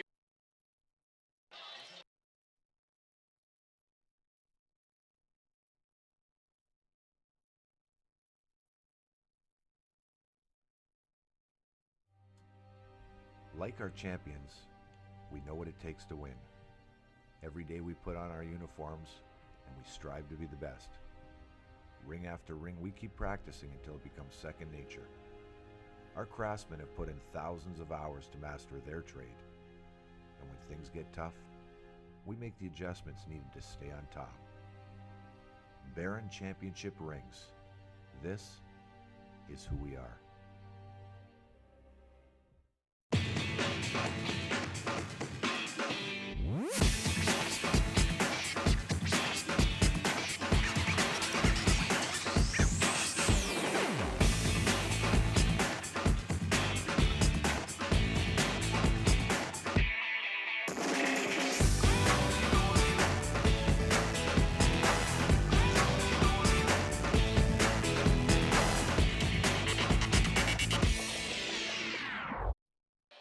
We are back at the St. Clair College Sportsplex, about to start the 4th quarter between the Algonquin Thunder and the Fanshawe Falcons, tied at 59. And I'm Aaron Sanders with JP Justin Prince, Lamont's On-Time Express broadcast booth.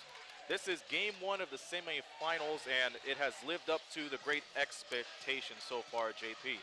What did you take away from the 3rd quarter? Well, Algonquin has absolutely been able to adjust to exactly what they needed to do in that 3rd quarter comeback. They started getting the points in the paint. rolling in. They closed that deficit on the stat sheet to just a -4, 26 to 22 in comparison's sake. They've also been able to force a lot of turnovers now in the past quarter or so.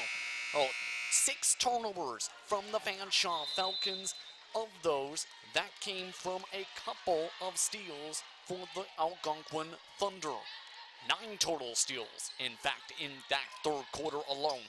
And how about Sierra Peck coming back from a possible ankle injury in the second quarter? That was a huge difference. And on triple-double watch, too. She's been crucial on the glass. She's been crucial when it comes to steals. She's been crucial when it comes to assists as well, with 8 total. Keep an eye on her as well as Peck, as well as Sebo. The fourth quarter is underway, and Fanshawe will get the ball back. Tied at 59. Remember, both of these clubs, one of the league leaders in points per game. Fanshawe, first place, 83%. Algonquin, third place, nearly 78%. Well, 77.8 points per game is what you mean in that regard, but look at this. It's a tie-up between Sebo and Anjou. So the Algonquin Thunder will get the ball back as we're 40 seconds in here to the fourth quarter. One thing to take in, too, in that third quarter, Algonquin outscored Fanshawe 23 to 15. Yeah, especially that strong run to start the quarter, 16 to 3. Put them back in the conversation. Like I said in the first half, one run was the difference. Loose ball on the floor. Will it be another tie-up? No, it will not. There's a foul on the play.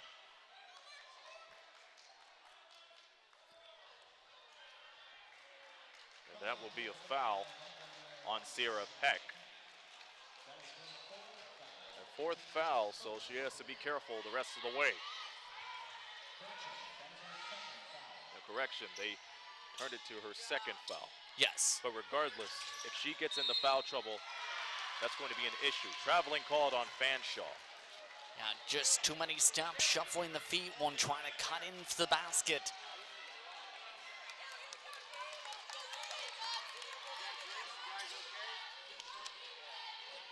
Here's Sebo, cross courts over to Gagnon. Abdallah. Branker from outside, got it. And it was pointed for Branker to start to wake up in that third quarter, or I mentioned because of her 0 for 7 shooting. We discussed that before coming back. Now in double-digit points, all of them coming into the second half.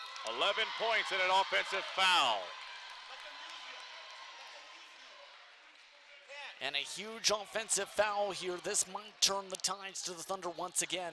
Reason for this? You can see right there a bit of that move.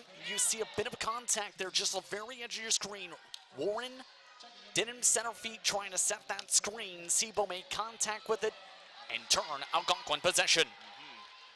And the foul trouble is piling up for Fanshawe at the moment. Good feed inside to Abdallah. She banks it in. Abdallah makes it 64 to 59.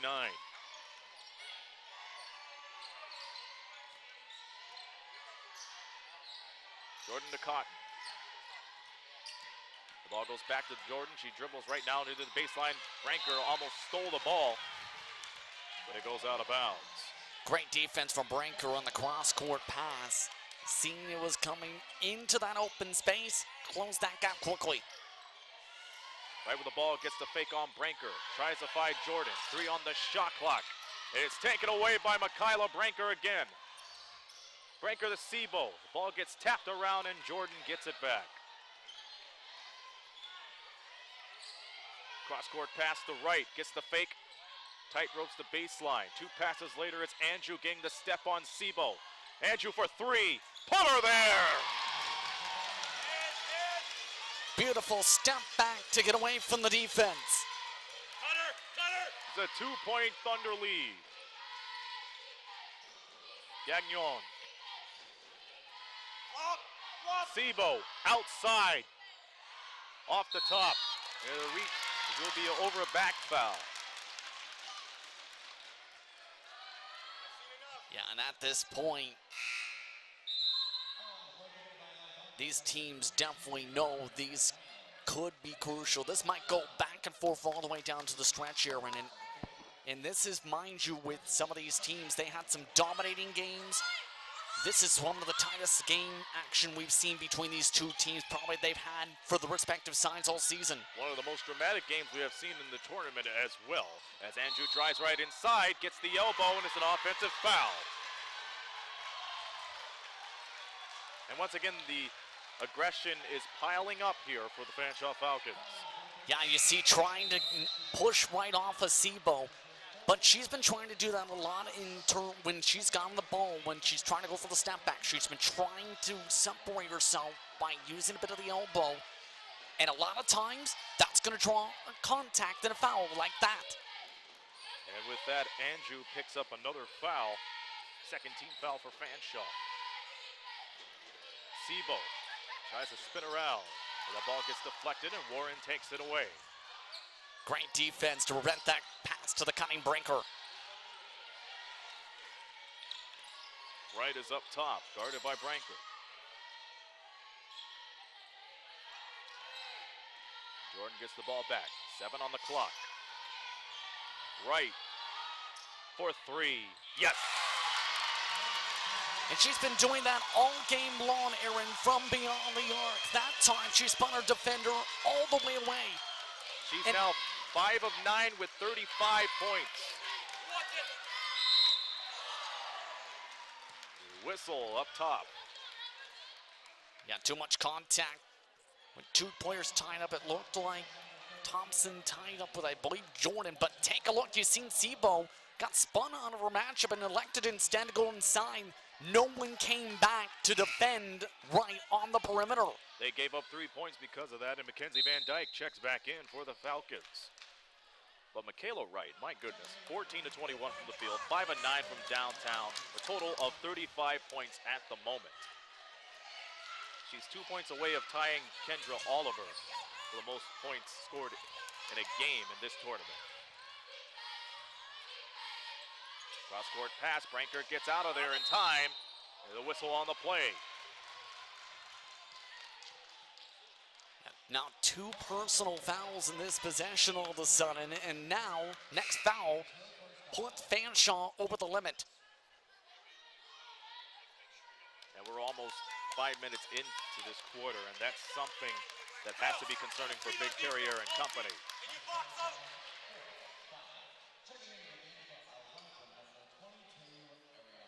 Yeah, it's got to absolutely be concerning because the one thing is a lot of the fouls have been balanced amongst the players on the team. There's not really too many players over 3 personal fouls. It's the problem of the quantity of them has brought, again, the Thunder to the line so many times that helped them in that first half. Shot clock winding down, and Jarris can't get the 3 to go. She gets it right back. Gagnon over to Sebo, dribbles right near the baseline, fakes around, puts it up, no good, but they'll send her to the line. And again, Algonquin will try and make you work for this. Great try by Sebo to get 2 defenders to bite and jump on that play. That'll be the 3rd foul on Michaela Wright. And here's Sebo back at the line again. She has 15, make that 16. Still perfect from the free throw line. And there's been differences in attacks approaches from the offense today, Aaron. It's been more of a balanced scoring attack from the Thunder. 4 players in double digits. Compare that to Fanshawe, where it's been Wright controlling the majority of the offense in this game. Just 2 in double digits, her and Andrew. Wright 35, Andrew 10. Game tied up at 65 as the Falcons trying to regain the lead once again. Van Dyke at the top of the key. Hands it off to Cotton. Cotton driving inside, kisses off the glass, no good. Loose ball on the floor. Cotton picks it right up, and Wright gets it at the corner. Wright for 3. Off the mark. Van Dyke almost got a hand on it. And Gagnon takes it right away. And Algonquin pushes it up the court.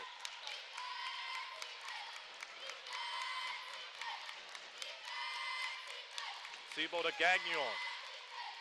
And she passes it right back. Shot clock winding down. The ball's taken away. This time the good hands from Ashley LeBlanc.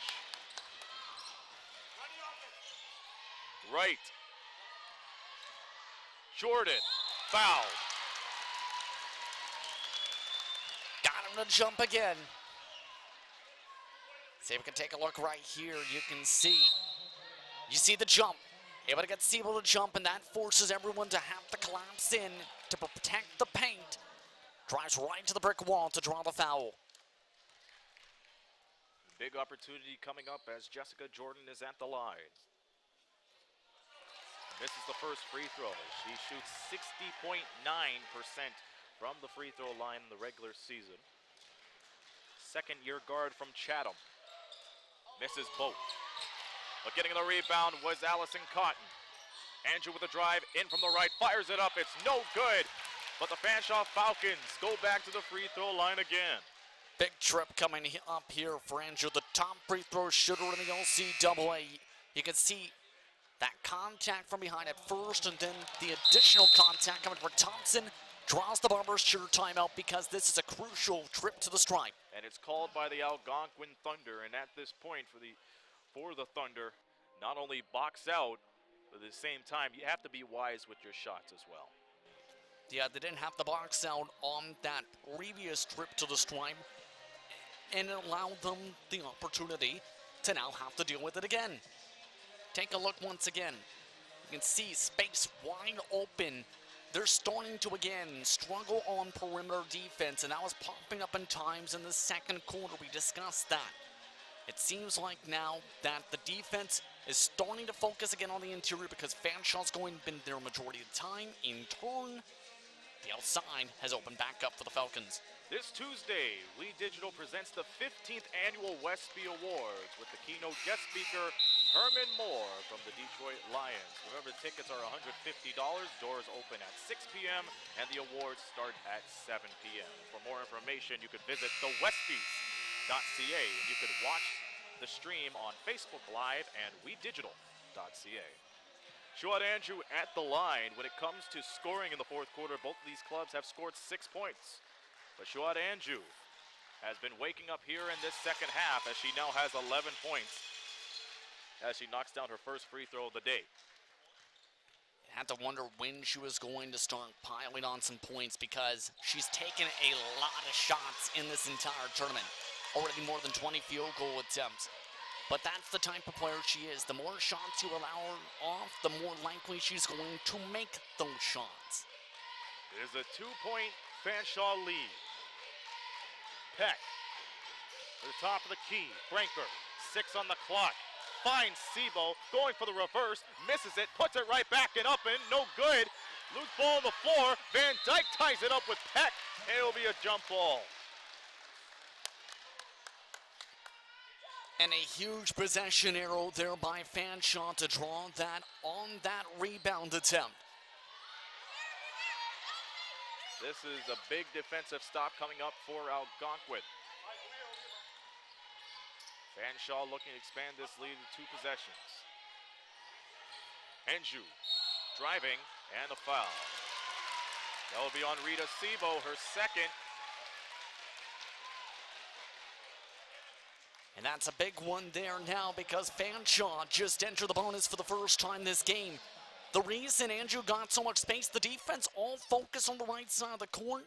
That opened up the opportunity for Andrew to get that ball on the left side.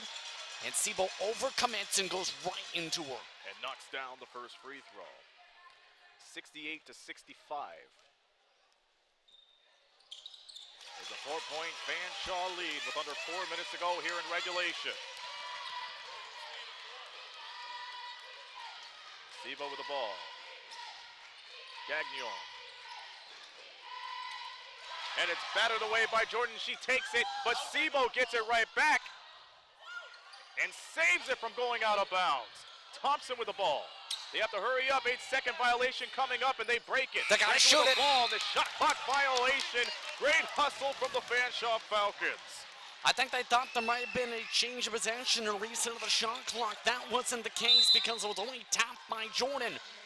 But that was baited into that situation because it was similar to what we've seen when Andrew got the ball on the Fanshawe side of the court. Sibo had some space on the left side of the court. Thing is, Jordan tricked them into playing that pass and jumped on the passing lane to force the turnover attempt. Noor Abdullah checks back in for the Thunder as Fanshawe leads 69-65. Andrew outside, got it!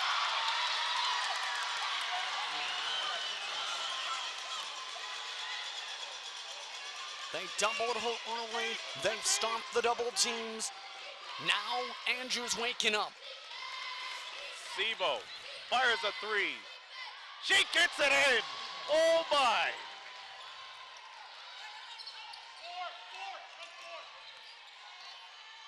How will Fanshawe respond? Right. Inside to Warren. Hands it right back over. Andrew, another three. Put her there!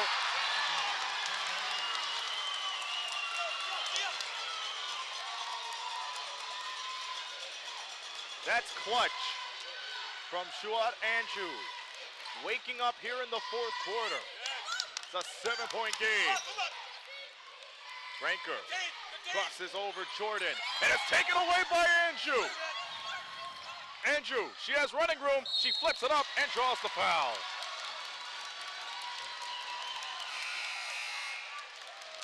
What a past couple minutes from Andrew. Great play calls the past two possessions up for Fanshawe. The steal in the third time. You can see forces three defenders over to keep an eye on the post. Leaves Andrew wide open, and that does exactly what the play intended. Gets their top scorer and top player open for the triple. Barber's chair timeout for the Algonquin Thunder. And coming up in August on We Digital is the return of Fratman football. St. Clair Fratman football. And we hope to have you along for the ride as the Fratmen look to win the Ontario Football Conference Championship. That's going to be an interesting season to say the least. And that's coming up in August here on We Digital. From football to basketball now, we go back to this game.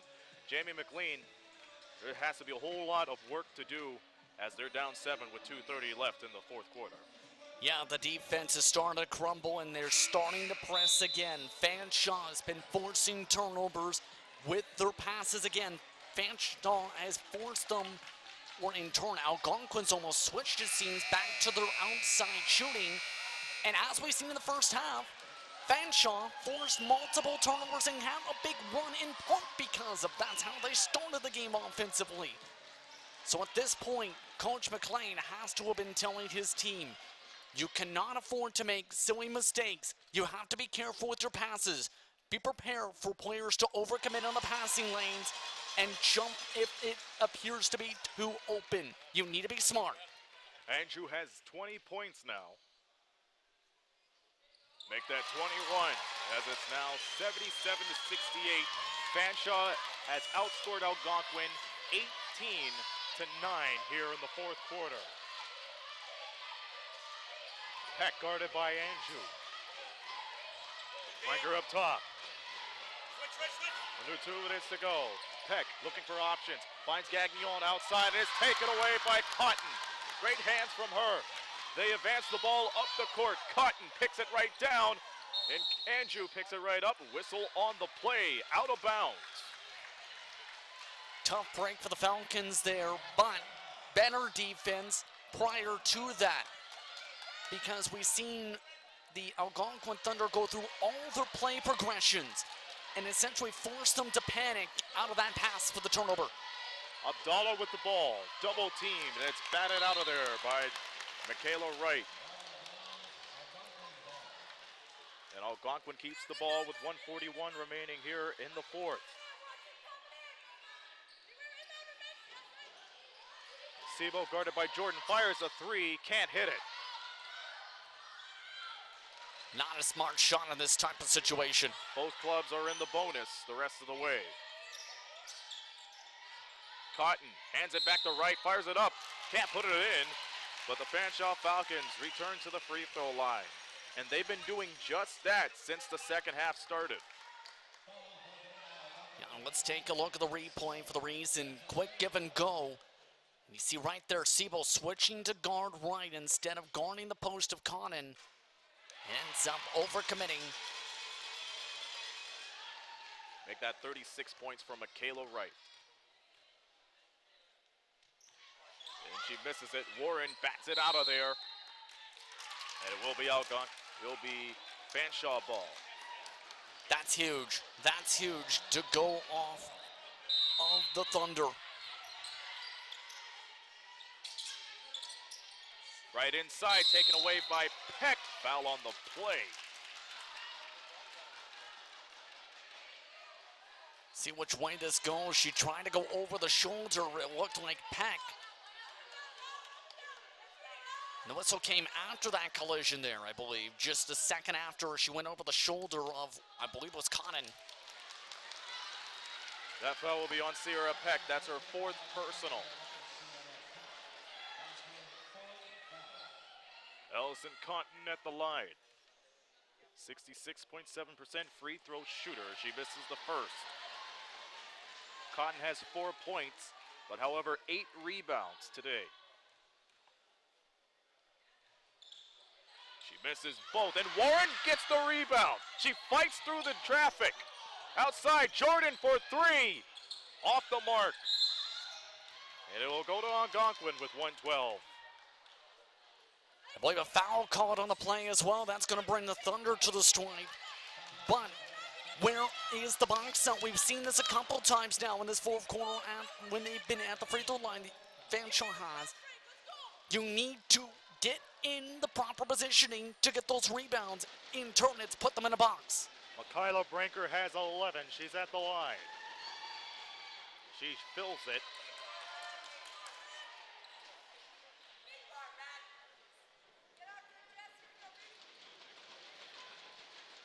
And drains them both with ease. 78-70 is the score. Expect the press. And there it is. Right, breaking through the press. And gives it to Warren, who shovels it into Cotton. And the reach-in foul on Noor Abdullah. And I think they might have noticed that previous trip Cotton had with the 2 missed free throws and said, you know what?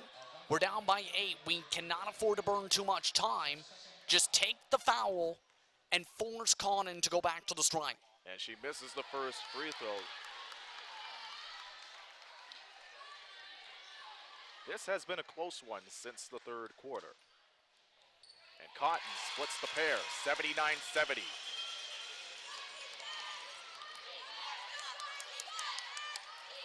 And look at Sebo, making sure he doesn't touch the ball. Now she does. Under a minute. Brinkle for 3. She misses it. Peck tries to give it to Abdallah. And it rims in and out. Warren looking for options, finds Cotton again, and that's where Abdallah will foul. And that might be just about it at that point, unless they get some luck here again at the stripe, because Branker at the start of that previous possession had the great opportunity to hit the 3. Just I think the miss in part was forced, in part because she couldn't handle that pass. And in turn, she had to rush the shot to take advantage of the opening. 10-point lead for Fanshawe. The winner of this will play for gold tomorrow. The loser of this will play for bronze. And Branker ahead of the pack. Trying to find a shot. And here's Gagnon. And she misses it from downtown. Branker puts it right back up. Will not get the foul. It will stay with Algonquin. Just couldn't keep it in bounds, falling back, but the Thunder need a bit of a miracle here to be able to close up 11 points in 34 seconds. It's possible. It's a matter of getting the shot off immediately.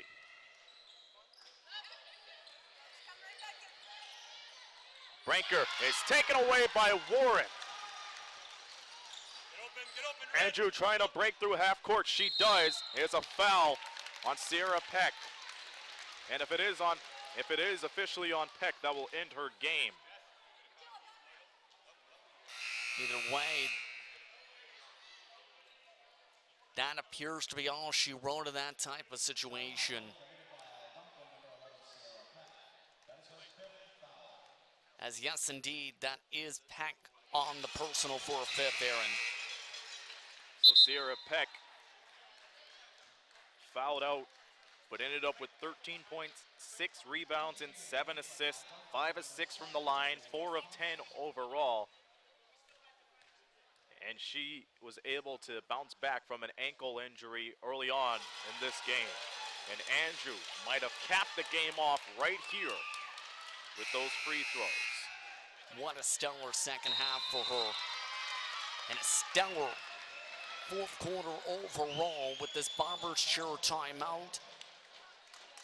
Andrew, double-digit points scored in this quarter to help close it out. Fanshawe had an absolute scare, especially with the Thunder with that strong third quarter. But again, they played well in the first half. They went back to what worked in that first half and forced the Thunder into that box.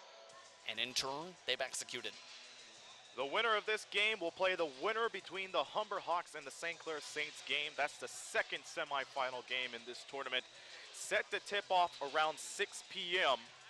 And you can catch the action here on We Digital Productions. So once again, the bracket is like this.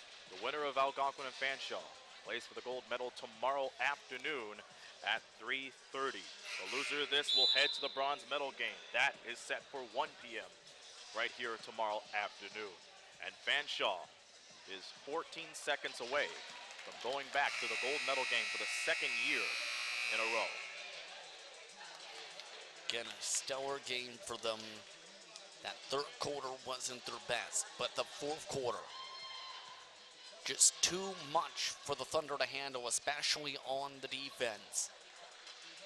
They've outscored the Thunder 25-11 here in the fourth quarter. And Jordan finds Warren. 19 seconds. And Warren dribbles right inside. 5 on the shot clock. Andrew. And they will use up all the clock. Warren gets denied by Thompson. It'll be a shot clock violation with 8 seconds to go. So the Fanshawe Falcons will be back on the podium regardless as far as OCAA medals is concerned. Sebo will bring it up to Branger.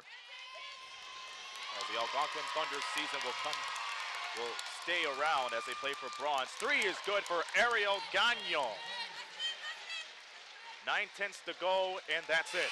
The Fanshawe Falcons move on to the gold medal game as they defeat the Algonquin Thunder 83-73. Algonquin will play for the bronze tomorrow afternoon, but the Fanshawe Falcons back in the gold medal game for the second year in a row. That's your final. Dominic Papa for the post-game wrap-up in just a moment.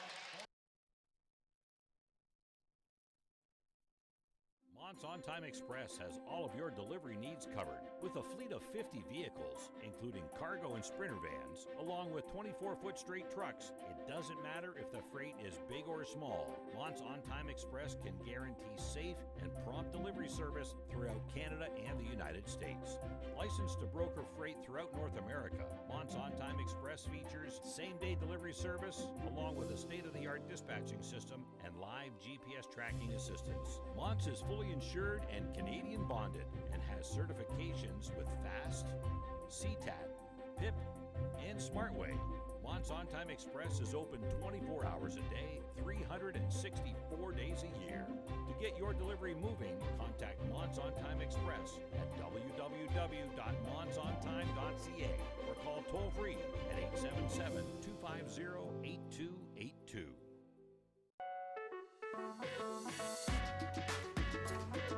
I want to understand why. I want this to be perfect. I want to be inspired. I want to be challenged. No matter the reason, our passion to learn brought us here.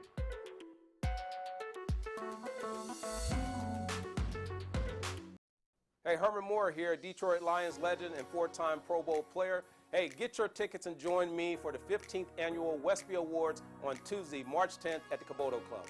The 15th Annual Westby Awards are brought to you in part by Unifor Local 444, Lucier Glove and Safety, Hotham Building Materials, AM 800 CKLW, and We Digital Productions.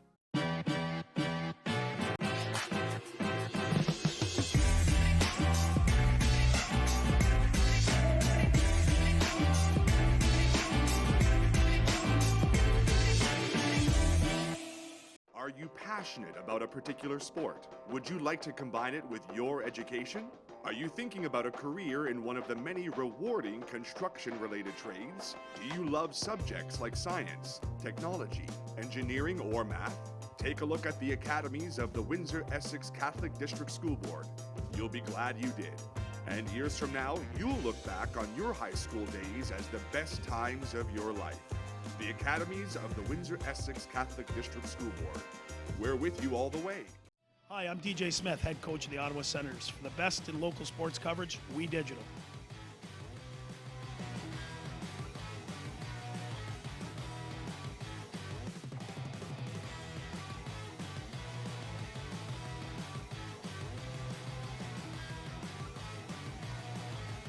Welcome back to the St. Clair College Sportsplex, the 2020 OCAA Women's Basketball Championships continuing on here. The Fanshawe Falcons will have a chance to repeat their gold medal of last year. They just made it into the final after defeating the Algonquin Thunder 83-73.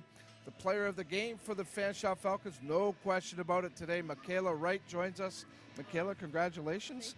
Thank you. First of all, how good does it feel to get back to that title game? Feels good. That was a really tough battle that we did there, and it just feels good to know that we have a chance to repeat. Okay, let's talk about preparing for this game. Algonquin played you tough. What was key, do you think, in Coach Carrier's preparation that ensured the victory here? Just making sure that we knew what we were up against. Okay, I need you to... Okay. Yeah. They're a really good team, so our coaches just prepared us well.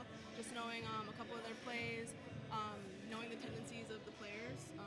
Yeah, we're just well prepared for this game. Is it to the point, Michaela, where, I mean, yeah, you're always worried, not worried, but you want to know what the team's going to be doing, but is it just really a matter of how, because your team is so very good, just play your game? Yeah, our coach always tells us to just play our game. We try not to let people get to us or like other teams when they go on runs. We know that we're going to have ours too. So we just try to stay composed and play good game. A pretty good first half, but then Algonquin comes out in the second half and they just start lighting it up. But boy, the alarm bells I'm sure are going there on the Fanshawe bench. What happened and what changed? First of all, my teammate Chouat was in foul trouble first half, so she came alive in the second half. Shout out Chu. But yeah, pretty much we just knew they were going to go on runs. We were expecting it. They're a really good team. So yeah, we were expecting it, but we knew that we had to come out on top. So we just played tough deny defense and did what we had to do. 36 points for you today. My, oh my. Coach is going to want to know what you ate for breakfast today and probably repeat it tomorrow. Yeah. Talk to me about your game today and the focus you had. This is my 5th year, so I didn't want my year to end on a loss. Obviously, I wanted to have a chance to play for the gold medal again with my team, and that's pretty much it. That's what drove me this game, just to help my team anywhere I could and get the win to move on for tomorrow. Well, I don't know what's going to be driving you tomorrow, but it's probably pretty damn good again. Hopefully. So, yes, congrats on everything, Michaela. Thank you. Job well done. You can join your teammates and celebrate this victory. Appreciate the time. That's our player of the game, Michaela Wright of the Fanshawe Falcons. Outstanding here this afternoon. She lit it up big time and put her team in position to hopefully claim another gold medal. I'm sure that's what they're hoping for. So we're going to take a break now. We're going to come back here at the 6 o'clock hour. I'll say 5:55. We'll have the second semifinal for you. It'll be the host team, the St. Clair College Saints, taking on the Humber Hawks. We'll have all the action for you right here on We Digital Productions. That's it for now. Until 6 p.m., we'll see you again. This is Dominic Papa wishing you a great day. Take care, everybody. We'll talk again soon.